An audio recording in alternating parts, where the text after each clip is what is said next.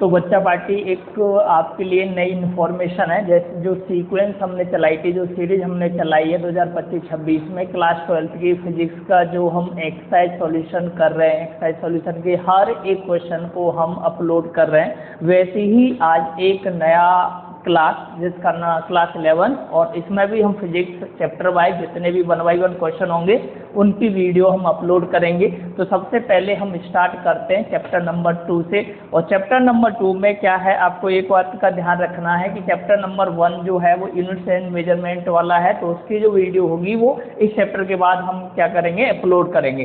तो सबसे पहले चैप्टर नंबर 2 है क्या, नाम क्या उसका, तो याद रखना है चैप्टर नंबर 2 है मोशन इन स्ट्रेट लाइन। क्या है, मोशन इन स्ट्रेट लाइन। तो इसको आपको करना है। तो सबसे पहले इसका जो एक्सरसाइज का क्वेश्चन है वो आपके सामने है, और ये क्वेश्चन थ्योरेटिकल है, तो आप ध्यान रखना कि ये क्या है, रीजन टाइप क्वेश्चन आपसे पूछे जा सकते हैं, इस तरह के क्वेश्चन आपसे आएंगे।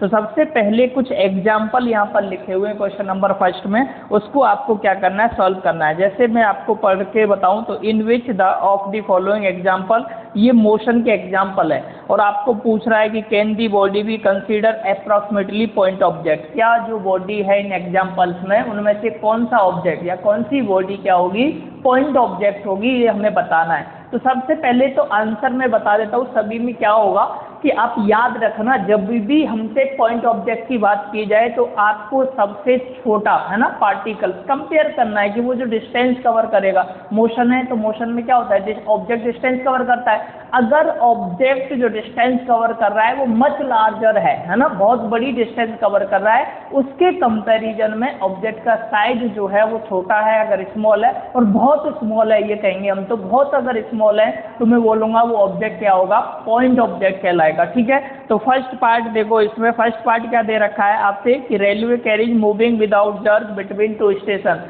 रेलवे जो आपके वो दे रखे हैं, कोच जो होते हैं, तो याद रखना कि वो 2 स्टेशन के बीच में क्या कर रहे हैं, मूव कर रहे हैं। तो अगर 2 स्टेशन के बीच की डिस्टेंस अगर आप देखोगे वो एक क्या होती है, बड़ी डिस्टेंस होती है, ज़्यादा होती है। उससे अगर मैं डिस्टेंस से कंपेयर करूँ कोच का है ना, कैरेज का, तो आप देखना वो स्मॉलर होता है। तो मैं बोलूँगा कि रेलवे कैरेज जो होंगे ये क्या हो जाएंगे, आपके पॉइंट ऑब्जेक्ट कहलाएंगे। तो वही मैंने यहाँ पर लिखा है कि रेलवे कैरेज जो होगा वो पॉइंट ऑब्जेक्ट का काम करने वाला है, क्योंकि जो डिस्टेंस होगी किसके बीच में, 2 स्टेशन के बीच में, वो बड़ी होगी, लार्ज होगी। तो मैंने यहाँ लिखा है कि ये क्यों पॉइंट ऑब्जेक्ट होगा, तो मैंने आंसर में लिखा है कि because distance between 2 station is much larger than the size of the carriage. तो ये है फर्स्ट पार्ट जो आपको करना था।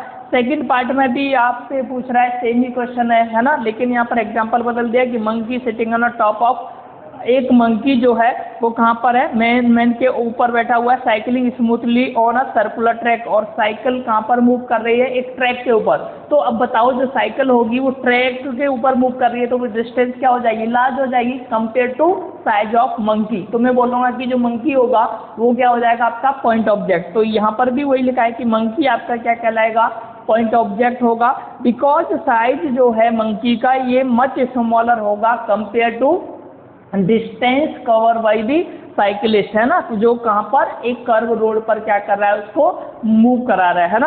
आगे थर्ड क्वेश्चन पढ़ो जल्दी से। थर्ड क्वेश्चन क्या है कि a spinning cricket ball the turn sharply on hitting the ground. कोई बॉल अगर मान लो स्पिनिंग बॉल है और वो जैसे ही ग्राउंड को हिट करती है, तो हिट करने के बाद आपने देखा होगा, मान लो इस तरह से कोई बॉल आई और ये यहाँ पर हिट किया, तो ग्राउंड पर हिट होने के बाद ये क्या करेगी, अपनी डायरेक्शन चेंज करेगी। जब ये डायरेक्शन चेंज करेगी तो ये डिस्टेंस बहुत बड़ी नहीं रहने वाली है, कहीं ना कहीं ये डिस्टेंस क्या होगी, स्मॉलर, मतलब हो सकता है कि बड़ी हो लेकिन उतनी बड़ी नहीं होगी कि ये जो साइज होगा बॉल का वो क्या हो जाए, बहुत ज़्यादा छोटा आ जाए, मच स्मॉलर हो जाए, ऐसा नहीं है। अगर ऐसा नहीं है तो मैं बोलूँगा कि ये कभी भी पॉइंट ऑब्जेक्ट नहीं होगा। तो थर्ड वाले में आप याद रखना कि स्पिनिंग जो बॉल है कैन नॉट बी, इसको आप कंसीडर नहीं कर सकते कि ये पॉइंट ऑब्जेक्ट होगा।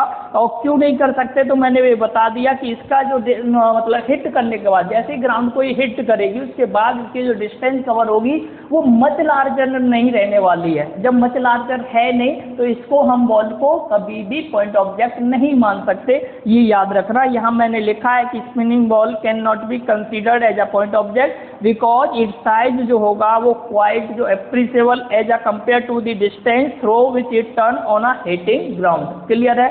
अब बात करते हैं डी वाले क्वेश्चन में। तो टम्बलिंग बीकर एज अ है ना that has slip off the edge of table. मान लो एक टेबल रखी हुई है, उस टेबल के ऊपर मान लो ये यहाँ पर अज्यूम कर लो इस तरह से किसी एक एज के ऊपर ये फिसलता है, नीचे की तरफ गिरता है, तो क्या वो डिस्टेंस मच लार्जर है? तो शायद हमें वो नहीं है, वो ऐसा नहीं लगता कि वो मच लार्जर डिस्टेंस होगी। अब ये एग्जाम्पल मान लो ये टेबल मैंने बनाया, अब यहाँ से कोई भी इस कॉर्नर पर कोई चीज़ फिसल रही है नीचे की तरफ, तो ये डिस्टेंस जो कवर होगी ये ऐसा नहीं है कि इतनी बड़ी हो जाएगी कि इसका जो साइज होगा वो स्मॉल हो जाए, ऐसा नहीं है। ये डिस्टेंस क्या होगी, आप बोलोगे डिफाइनाइट डिस्टेंस है, डिफाइनाइट डिस्टेंस है, और ये ऑब्जेक्ट भी आपको क्या है कहीं ना कहीं शो भी हो रहा होगा, बहुत छोटा नज़र नहीं आ रहा, तो मैं बोलूँगा कि यहाँ पर टम्बलिंग व्हीकर जो होगा वो पॉइंट ऑब्जेक्ट का काम नहीं करने वाला। ठीक है, तो डी वाला आंसर हमने लिखा है कि जो व्हीकर है वो slippery off the edge of the table can not B